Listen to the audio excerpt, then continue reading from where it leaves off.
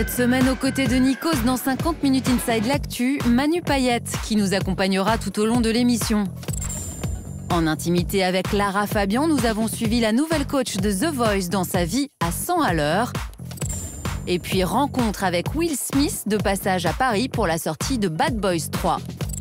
Et dans 50 minutes Inside le mag, nous coûter pipi. En exclusivité, découvrez l'île privée la plus folle de Polynésie, propriété du milliardaire Guy Laliberté. Et puis enfin, le document d'Inside entre luxe et extravagance. À quoi ressemble la vie des ultra-riches américains?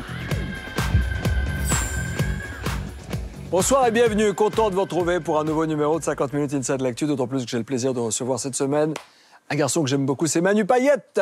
Salut Nikos. Bienvenue. Merci. Très heureux de vous recevoir, mon cher Manu, d'autant plus que vous êtes à l'affiche mercredi d'une comédie intitulée Selfie. Alors c'est un film choral avec des petites histoires, des petits sketchs, c'est autour d'un thème qui nous concerne tous, un thème qui a bouleversé nos vies. Le numérique, Internet, les selfies, les likes, les dislikes. C'est à la fois drôle et cruel. Ah oui, c'est les deux, ouais. En fait, c'est très très drôle, mais c'est aussi très très vrai. Ouais.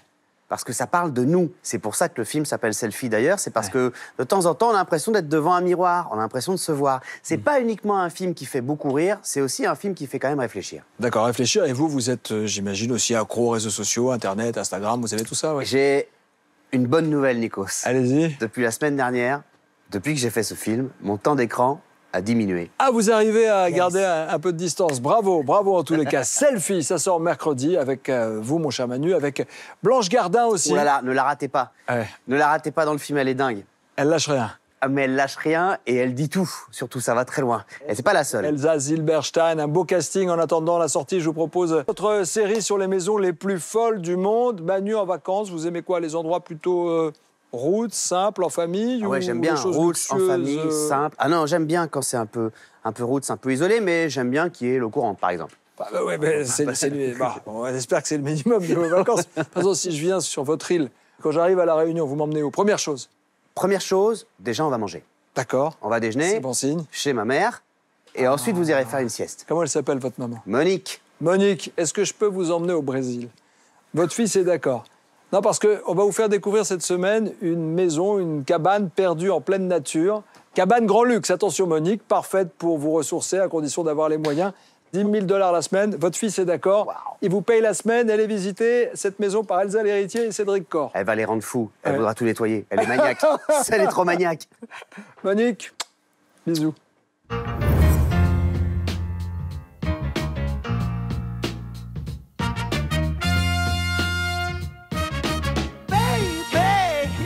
Aujourd'hui, notre guide, c'est Charlie Jonas, 36 ans. Un Français installé au Brésil depuis 4 ans. Sa spécialité, dénicher la perle rare, le bien exceptionnel. Et pour le trouver, il est allé dans une région reculée du Brésil, au milieu des terres, entre Rio et Sao Paulo. Donc nous sommes à Catuçaba, on est au fond de la vallée et la maison que je vais vous présenter est juchée sur les hauteurs de Catuçaba, au fin fond du monde. C'est un lieu d'exception, d'une tranquillité rare. Et l'accès se mérite, il faut d'abord faire une halte au bas de la vallée. Charlie a rendez-vous avec Douglas qui a participé à la construction de la maison. Bonjour, comment ça va? Prêt à monter là-haut? Il nous faut un 4x4 dans ce genre-là pour monter. C'est vraiment perdu? C'est tout en haut de la colline, donc c'est chemin sinueux et boueux.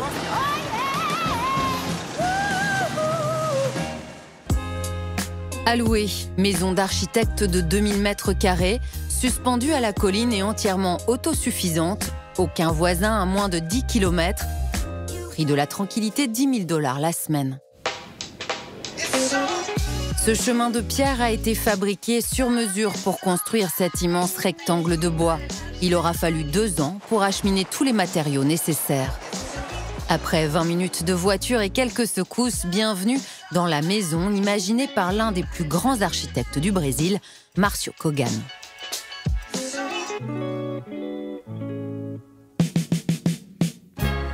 On est dans la salle de séjour, la pièce principale de la maison, qui est ouverte des deux côtés, avec d'un côté cette colline qui est derrière, de l'autre côté la vallée, qui est absolument magnifique. Cet espace ouvert sur l'extérieur permet justement de pouvoir faire des productions cinématographiques. Bientôt, il y aura un projet avec JR et Robert De Niro dans cette maison. Ici, le design est inspiré d'une ferme brésilienne traditionnelle avec sa cuisinière au feu de bois. Là, on a le four pour faire de bonnes pizzas. Il a la chaleur idéale. Dans cette maison, le luxe n'est pas bling-bling, mais rustique, à l'image de ses 4 chambres. Chacune dispose d'une décoration sommaire, ainsi que d'un poêle chauffant en céramique, et dans la dernière, d'une baignoire à l'ancienne. Signée d'un designer, elle vaut plusieurs milliers d'euros. L'une des particularités de cette maison, ce sont les matériaux utilisés, tous 100% naturels et locaux. Les fondations de la villa sont faites avec de la roche. La terrasse, elle, est en bois tropical. Et puis à l'intérieur, j'ai utilisé des pierres pour faire les murs. T'as bon, Tenji.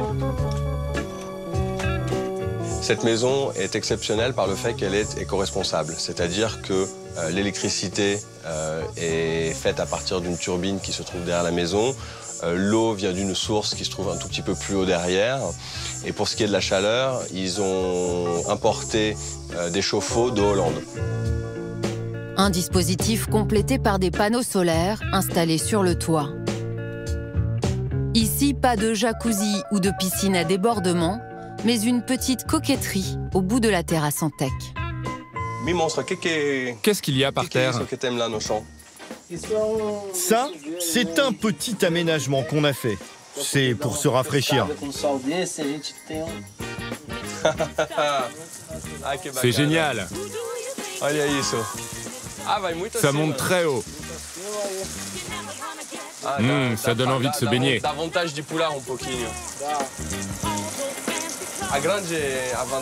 Le grand avantage de cette douche, c'est que l'on peut prendre un bain dans la plus grande tranquillité. Personne ne te voit. Effectivement, tu n'as pas de vis-à-vis avec tes voisins. C'est génial. Une maison coupée du monde, sans connexion Internet, c'est le vrai luxe que viennent chercher ses hôtes.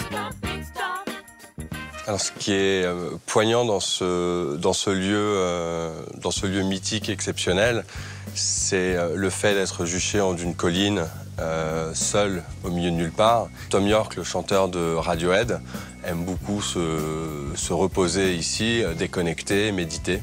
C'est un bien très très prisé. Et voilà le sofa. Ah là là. On est pas bien, hein.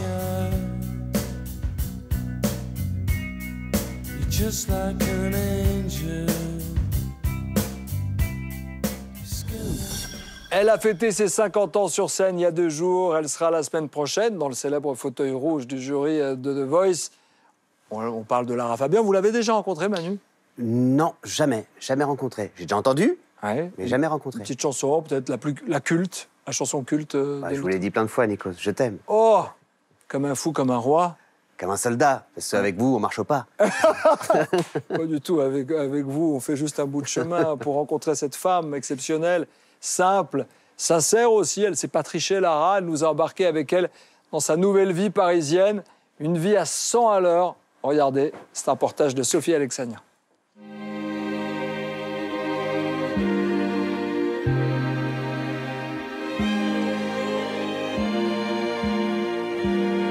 Ok, ça tourne. Talons vertigineux, démarches chaloupées et cascades de boucles blondes. Lara Fabian est de retour en France après 2 années passées au Québec avec sa famille. Si elle a traversé l'océan, c'est pour faire partie du tout nouveau jury de la saison 9 de The Voice. Parfait. Super. Une aventure pas tout à fait nouvelle pour Lara Fabian, qui ces 2 dernières années était déjà coach dans La Voix, la version canadienne de l'émission. Ok, regarde-moi. Super joli.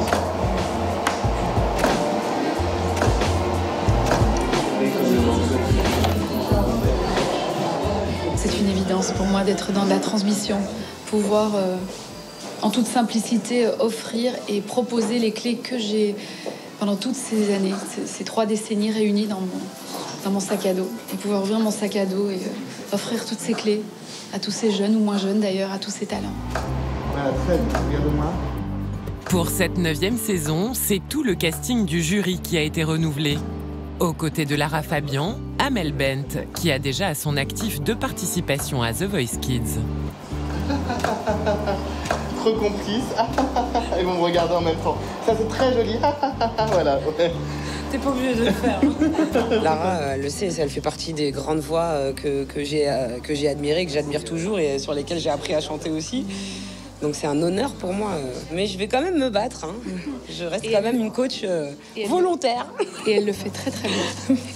Elle est redoutable. Entre The Voice et sa tournée internationale 50 World Tour, démarrée il y a plus de 3 mois, Lara Fabian est obligée de vivre dans ses valises. C'est dans cet établissement 5 étoiles de la capitale que la chanteuse a élu domicile pour quelques jours. Bonjour, bienvenue. Bienvenue, rentrez, je vous en prie. Je tiens la porte, allez-y. Bah écoutez, il n'y a pas grand-chose, hein. C'est un lit, une salle de bain, comme vous pouvez voir. Et puis il y a mes fringues un peu partout.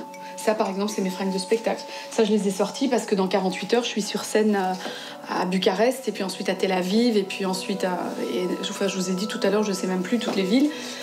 Donc ça aussi, c'est une sorte d'organisation, si vous voulez. Puis moi, je suis assez seule pour faire ce genre de choses. Moi, je ne suis pas suivie par quelqu'un qui fait du wardrobe ou quelqu'un qui s'occupe de mes valises, parce que je trouve que c'est quelque chose de super, super personnel. Et donc, comme on dit chez moi à Montréal, c'est moi qui joue dans mes culottes, c'est pas les autres. C'est ça. Donc, vous n'êtes pas obligé de filmer les culottes, peut-être. Enfin, vous les voyez pas là en même temps. Une vie nomade, loin de son mari Gabriel et de sa fille Lou, restée à Montréal. Pour une maman, c'est un peu plus dur. Là, je suis partie, elle était pas bien. Elle avait presque 42 fièvres, donc j'étais super, super inquiète. Mais bon, il y a Gab, et il fait vraiment, c'est un super, super soutien de ce point de vue-là. En attendant de revoir sa famille, Lara Fabian va profiter de l'un de ses rares moments de liberté. Ce soir, en banlieue parisienne, elle est l'invitée d'honneur des 15 ans de l'AICOM, une école de comédie musicale dont elle est la marraine. Bonsoir, bonsoir. C'est Duchesne. Son fondateur n'est autre que Pierre-Yves Duchesne, coach vocal et ami de longue date de Lara Fabian. Dis-moi, Pierre-Yves, t'as pas mis tes plumes aujourd'hui? Tu m'as fait peur. C'est moi qui devais les mettre, mais je n'avais pas le ventre assez plat pour enfiler cette combinaison. Là, c'est ma petite salle. Ah, c'est moi! Ça, c'est toi! Ça, c'est l'endroit duquel Pierre-Yves me donne son cours de chant. Où que je sois, même si pour lui, il est 2h du matin. C'est vrai. et voilà, et il me donne cours à partir d'ici. Et voilà mon Skype. Regarde. Et ça, c'est son Skype, voilà. Ça, c'est mon Skype. Donc, en fait, il me voit blow up, comme ça, il me voit... Mais je te vois gigantesque. Oh, quelle horreur. Et comment il vous appelle, alors? Fafa. Fafa. Viens, Fafa. Ou bien quand j'ai un truc, il est pas content. Fafa. Arrête de faire ta Fafa. Oui. Qu'est-ce que tu fais, Fafa? Mais lui, je vais pouvoir... En l'honneur de leur marraine, les élèves de l'école ont préparé un spectacle.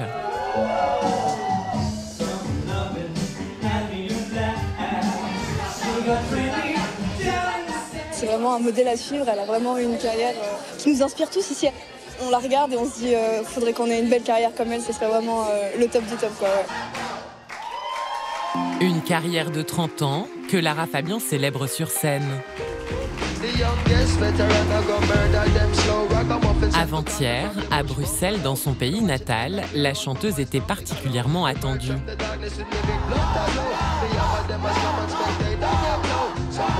Ce soir-là, Lara Fabian fête ses 50 ans.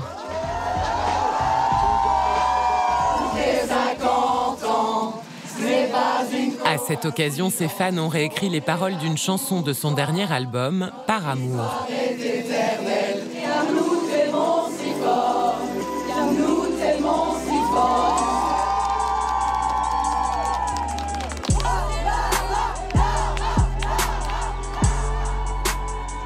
Salut mes potes.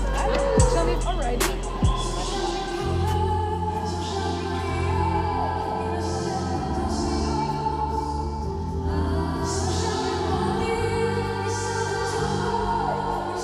Au premier rang lors des répétitions, son mari Gabriel, tout juste revenu de Montréal, des étoiles plein les yeux. C'est fondamental pour moi d'être là ce soir. La voir aussi ravissante, la voir aussi belle et aussi plein d'énergie. Et c'est un honneur de pouvoir dire, c'est ma femme, c'est ma femme. Papa, excusez-moi, juste, j'en prie, bien sûr. Son père, qui l'accompagnait à la guitare lors de ses premiers concerts à l'âge de 14 ans, mesure aujourd'hui le chemin parcouru. Je n'ai jamais pensé que ça pouvait prendre une envergure internationale comme c'est occupé, quoi. C'est pas possible. On ne peut pas s'imaginer ça. Un début, vous savez, je me souviens des premières scènes qu'on a fait ensemble. Il n'y a pas grand monde, hein. Aujourd'hui, la salle est comble. Plus de 7000 personnes sont venues applaudir Lara Fabian.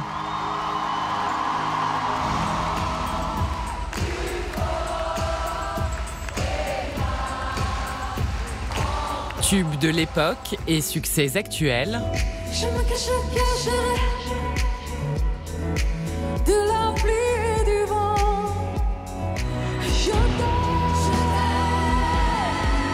Jusqu'au rappel avec gâteau d'anniversaire géant et lâcher de papillons. Lara Fabian sera en tournée dans toute la France jusqu'au mois de mars, tout en assurant son rôle de coach dans The Voice.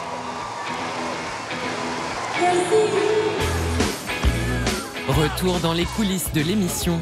Pascal Obispo fait lui aussi partie du nouveau jury. Je t'ai pas fait. Il reprend du service après un an d'absence. Ouais, t'es derrière, mais t'es pas habillé. Non, sur petite tenue, en toge. Tous les quatre, on a trouvé une sorte de magie hyper harmonieuse.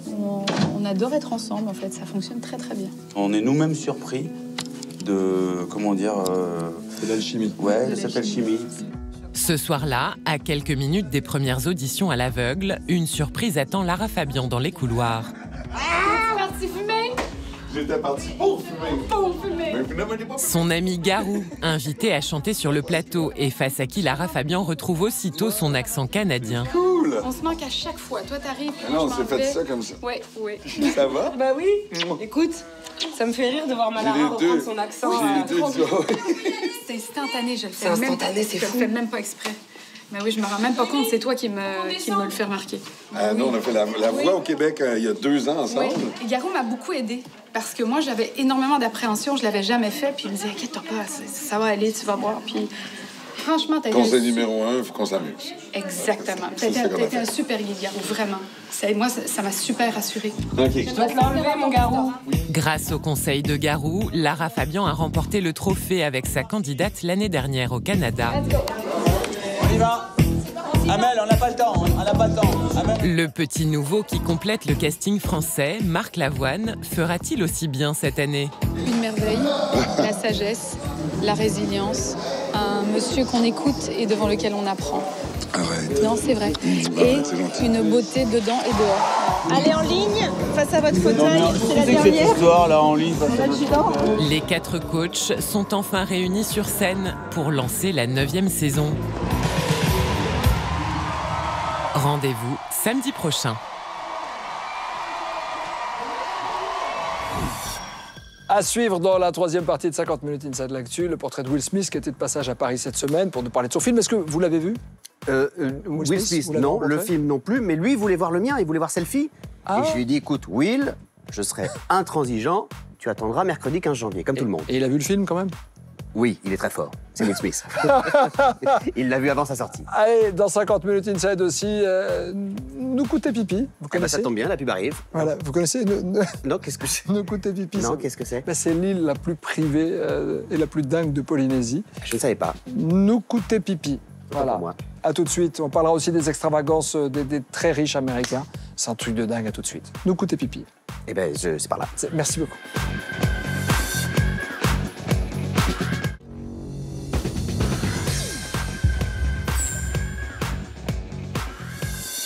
Je suis content de l'avoir avec nous ce soir dans 50 minutes Inside l'Actu et de vous retrouver. C'est Manu Payette sur notre plateau.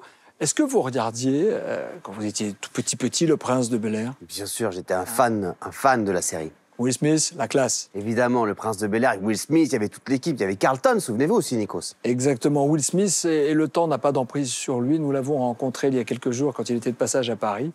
Et il a gardé son sourire, il a gardé son punch pour nous parler du 3e volet de la saga Bad Boys. Et le moins qu'on puisse dire, c'est qu'il a fait le show. Il a même voulu, il m'a proposé de sauter du premier étage de la Tour Eiffel. Vous l'auriez fait ? Mais pas du tout. Moi non plus. Je l'attendrai en bas. Même si je lui ai dit oui. Ses films, sa carrière musicale, mais aussi sa chaîne YouTube qui lui permet de faire des choses dingues. Vous allez voir, l'acteur de 51 ans se confie et c'est un portrait de Claire Blantinet. Il y a quelques jours, Nikos rencontrait Will Smith, alors en escale à Paris, pour la promotion de son dernier film.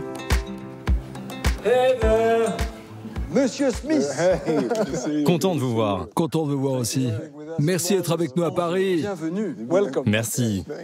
Merci, je suis très heureux d'être là. Vous voyagez beaucoup en ce moment pour la promo du film? Oui, tout à fait. Le film va sortir partout dans le monde en même temps. Donc on a 2 semaines de marathon pour se rendre dans 7 pays. 15 jours très intenses. Et c'est intéressant aussi pour vous de voir un peu où vous en êtes avec le public, le lien, quoi. Oui, vous savez, il y a plus de 20 ans, j'étais en Australie. Et je me suis retrouvé face à Arnold Schwarzenegger et Bruce Willis. C'était lors d'un événement. Je commençais juste ma carrière et Arnold m'a dit « Si tu es une vraie star de cinéma seulement aux États-Unis, tu n'es pas une vraie star de cinéma. Tes films doivent être populaires partout dans le monde. » Et il avait raison. Oui, il avait raison. Et après ça, j'ai toujours fait attention à ce que mes films soient appréciés partout dans le monde. Votre travail. Oui. J'en ai ma claque, Mike. Je raccroche. Et voilà, c'est reparti. Tu veux qu'on se souvienne de toi comme du flingueur en t-shirt moulant? Dans Bad Boys for Life, 3e volet d'une saga à succès, qui a déjà remporté plus de 400 millions de dollars de recettes, Will Smith retrouve son partenaire Martin Lawrence. Dans cette ville, tu es le seul en qui j'ai confiance. La dernière fois? La dernière fois. Le célèbre duo de flics reprend du service à Miami pour résoudre une ultime mission qui va mettre leur tandem au défi. Rappelle-toi, hein, on toque et on cause. Ouais, toc toc.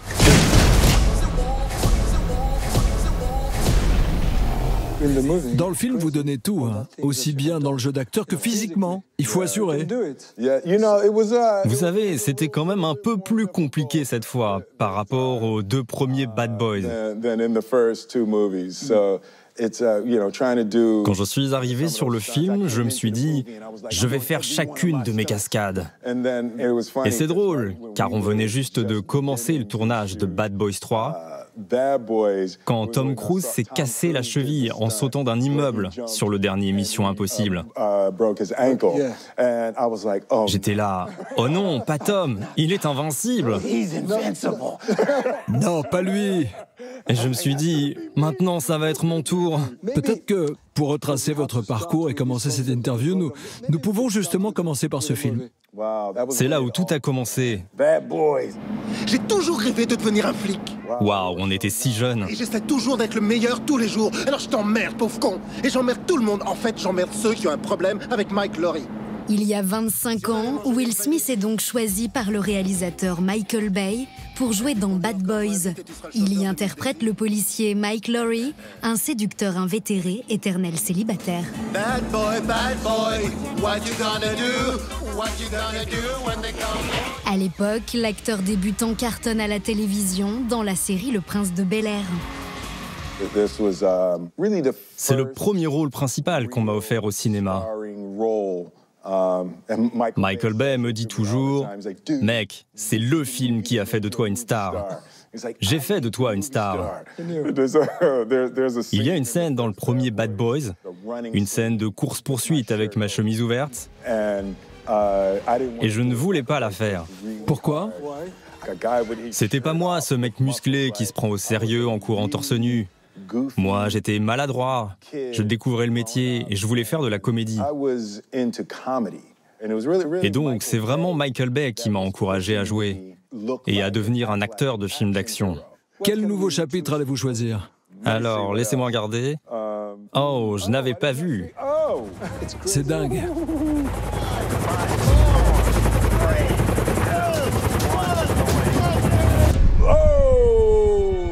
Wow.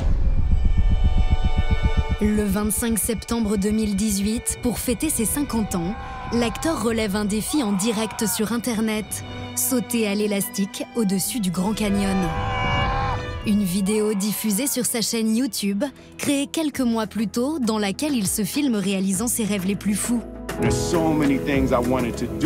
Un concept qui séduit son public, l'acteur compte aujourd'hui plus de 7 millions d'abonnés.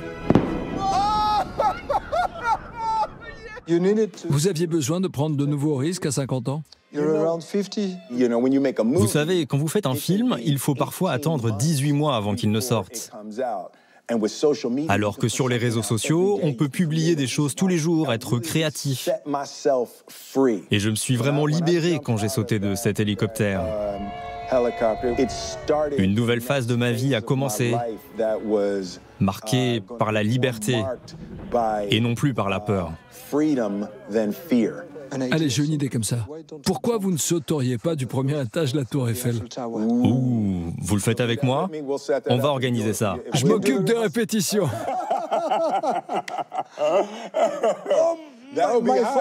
On devrait faire ça. Toute mon équipe nous a entendus, alors on ne va pas se dégonfler. On va faire ça ensemble. Exactement. Prochaine date.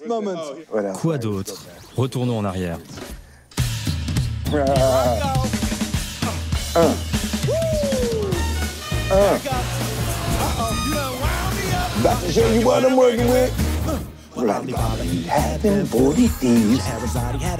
L'année dernière, l'acteur était à l'affiche d'Aladin, l'adaptation du célèbre dessin animé de Walt Disney. Will Smith renoue avec ses premières amours, la musique et le rap, en proposant un génie version hip-hop.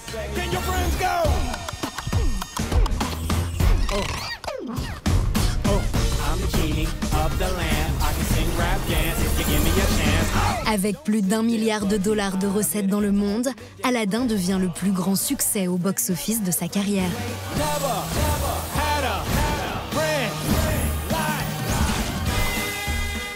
Qu'est-ce que vous avez appris de cette expérience? Faire ce film, ça a probablement été l'expérience la plus sympa de ces 20 dernières années.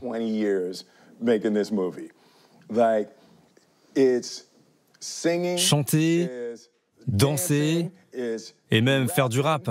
La totale. Il y a de l'action, de la comédie, du drame. Et c'était comme si tout ce que j'avais appris dans ma carrière, je pouvais l'utiliser dans ce film.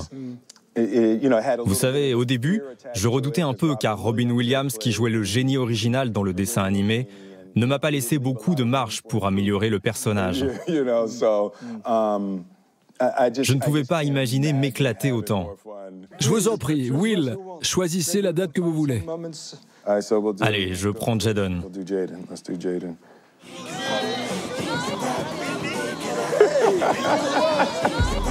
Il y a 13 ans, accompagné de sa femme Jada Pinkett Smith, l'acteur assiste sur les Champs-Élysées à l'avant-première du film À la recherche du bonheur. Will Smith partage l'affiche avec son fils Jaden. Âgé de 8 ans seulement, il hérite de l'aisance de son père devant la caméra. Yes, he gave me some advice, but then he didn't take his own advice, so I gave him advice again. Okay, so I'm afraid he's stealing the spotlight. Are you afraid? No, he's just wonderfully natural, and I learned a lot from watching him. It was such a powerful. C'était une expérience tellement forte de pouvoir jouer avec mon fils. Je me souviens d'une scène avec Jaden dans laquelle je le regardais droit dans les yeux. C'était une scène dramatique. Et je sens mon nez qui commence à couler un peu. Il coule. Et je me dis, mais non, en plein milieu de cette scène incroyable, mon nez coule, c'est pas vrai. J'essaye de rester concentré et en fait, en plein milieu de la scène, mon fils a tout simplement passé sa main. T'es un bon papa. J'ai appris de lui qu'il fallait rester dans l'instant présent et rester authentique. Aujourd'hui, Jaden, 21 ans, marche sur les pas de son père en faisant carrière dans la musique, tout comme sa sœur Willow, 19 ans, avec qui il partage ce duo. Des enfants hyper médiatisés sur lesquels Will Smith veille avec celle qui partage sa vie depuis 22 ans. J'imagine que vous éprouvez de la fierté pour vos enfants, Will, mais est-ce que vous essayez de les contrôler? Je suis très très fier des personnes qu'ils ont choisi de devenir. Vous savez, les gens me demandent souvent « Vous n'êtes pas effrayé de les exposer comme ça à Hollywood et au public ?» Et je me dis que ma femme Jada a grandi à Baltimore, moi à Philadelphie. Et on s'en est sorti en grandissant à côté de la drogue, des armes et de la violence dans les quartiers de notre enfance. Donc je pense qu'ils vont s'en sortir à Hollywood. Allez, la dernière date. La dernière. Laquelle vous prendriez? Les Césars peut-être, tiens, c'est là. Oh, les Césars. Oh, ma mère! C'est ma mère! À 36 ans, Will Smith reçoit des mains de Monica Bellucci un César d'honneur récompensant l'ensemble des succès qui ont marqué sa carrière, tels que Independence Day ou Men in Black. Merci, merci. Ce week-end, that's good. J'avais deux invitations. Une pour les Oscars, une pour les Césars.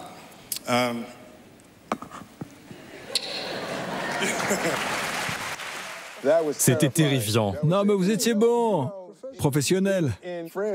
Vous savez, les Français n'aiment pas trop quand on écorche leur langue.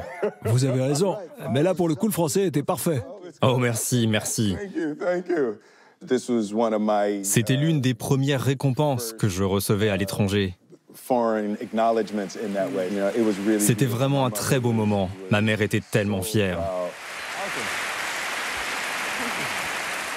Merci beaucoup, Will, pour cet entretien. C'était un plaisir. Vous êtes toujours le bienvenu en France et on peut faire une photo à l'extérieur devant la Tour Eiffel. D'ailleurs, ça va vous permettre de mesurer la distance, la hauteur qu'il vous faudra pour sauter. Pour que nous sautions. Oui, ensemble, pardon, j'avais oublié.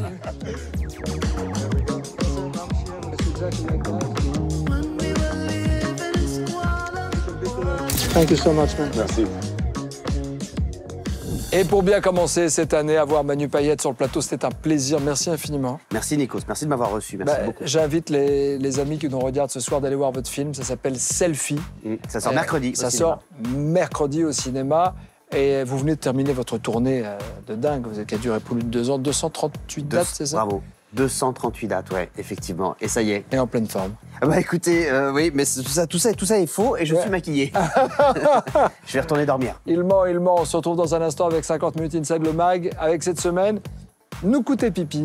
Ah, vous l'avez bien dit? Oui, je me suis entraîné, si vous saviez, toute la soirée. L'île privée la plus folle de Polynésie, le document d'Inside, luxe et extravagance dans la vie des ultra-riches américains. À tout de suite.